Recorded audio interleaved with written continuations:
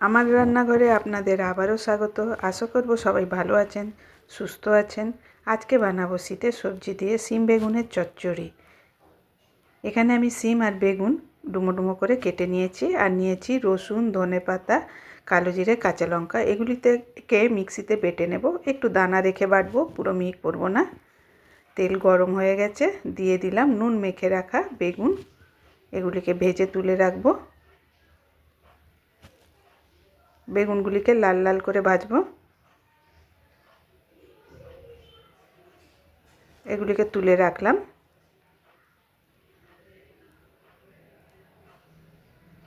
ওই তেলেই দিয়ে দেব শিম।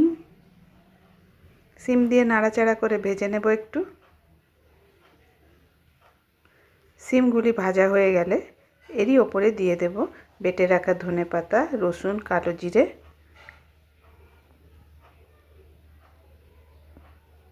এই তরকারিতে হলুদের ব্যবহার করব না, তরকারিটি একটু সবুজ সবুজ রঙেরই হবে।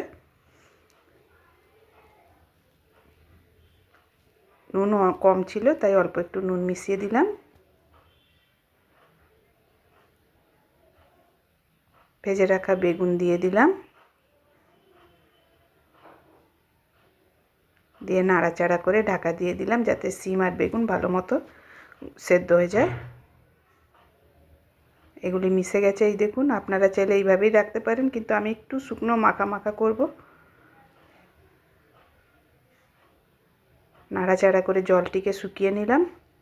এরপরে দিয়ে দেব সামান্য একটু চিনি স্বাদ ব্যালেন্সের জন্য। ব্যাস তৈরি আমাদের খুব সহজ উপায় শিম বেগুনের চচ্চড়ি। গরম ভাতের সাথে ভালোই জমে যাবে। এইভাবে আপনারা একবার বানিয়ে দেখবেন। আমার রান্নাটি ভালো লাগলে লাইক, শেয়ার আর কমেন্ট করবেন।